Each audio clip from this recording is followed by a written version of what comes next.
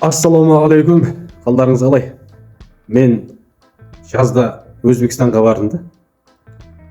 Біз таңғы 6-да өттік шекарадан. Сол кездегі очередті көрсеңіздер, қазақтардың Ташкентке өтіп жатқан очеред сұмдық. Ар жақтан шығып жатқан адамның, бер жақтан Ташкентке кіріп жатқанның есебі жоқ та. Айналайындар, бұл қалай дедім, миллиондаған адам күніге барып жатыр Ташкентке, Өзбекстанға қыдырып.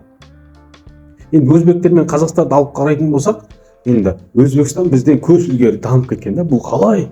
Неге біздің қазақтар сол жаққа ағылып жатыр? Неге өзбектер бізге келмейді қыдыруға? Бізден өзбектің қай жері артық дейін десең, артық жері өте көп ағайын. Біз қап кеткенбіз. Бізден бұлар озып кеткен, шыны керек та, озып кеткен әлде қайда. Халық саны білесіздер ме? Бізбен бірге егемендік алған оларда. Халық саны бізден әлде қайда көп. Біздікі аз. Неге? Қалай? Деген сұрақтар туындай ма сіздерге? Мен осының жауабы бір-ақ ауыз сөзде деп ойлап тұрмын. Бұлардың берекеті көбейіп дамып жатқанының себебі бір-ақ ауыз сөзде деп ойлаймын. Ол қандай сөз деп ойлайсыз ғой? Ол ассаламу алейкум деген сөз. Олар таңертең ұйқыдан тұрады дағаны өздері бір-бірімен ассаламу алейкум дадасы, ассаламу алейкум анасы, уалейкум ассалам, ассаламу алейкум. Ойлаңыздар, таңертең тұрды 30 мың халық бір-бірімен ассаламу алейкум, Алланың нұры жаусын, сізге де Алланың нұры жаусын.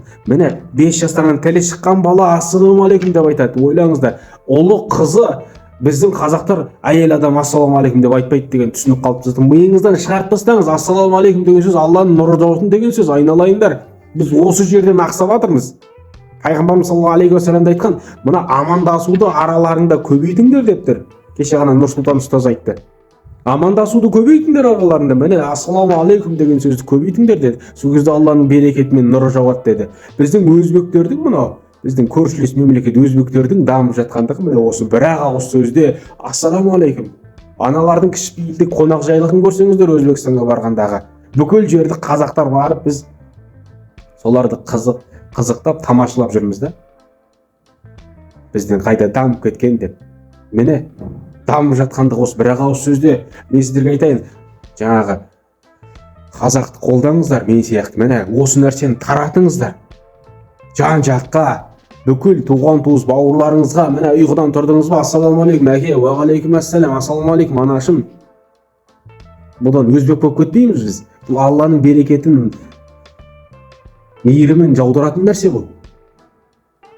Осыны таратыңыздар, істеңіздер, үйретіңіздер. Мейлі өзімнен кейінгілерге айтайыншы, мен балаңның тілі шығып келеді ме, ассаламу алейкум дерет. Қызыңның тілі шығып келеді ме, ассаламу алейкум дерет.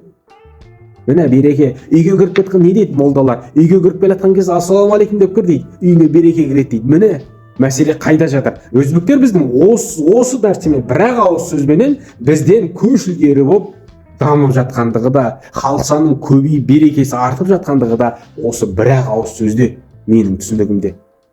Ал енді сіз менімен келіспейсіз бе, келісесіз бе? Бұның астына комментарийға жаза кетіңіз. Қиын болмаса. Мен олай ойламаймын. Бізде мындай басшылық, мындай басшылықтың кесірінен айналайын, басшылықтың дым қатысы жоқ. Бүкіл халық қанша? 20 миллион халықпыз ба? 20 миллион халық азанда тұрып таңертең ассаламу алейкум деп 20 миллион жерден біз ассаламу алейкум деп Алланың нұрын, берекетін тілеп жататын болсақ, айналайын, біздің басшыларымызға тауфиқ келеді, иман келеді оларға да, түсініп отырсыздар ма? Олар да бір күн тәубасына келеді. Біз өзіміз тәубамызға келіп, осы бір ауыз сөзді бойымызға сіңіріп алайықшы. Осы мен сіздерден сұрайтын. Осы видеоны таратыңыздар күллі.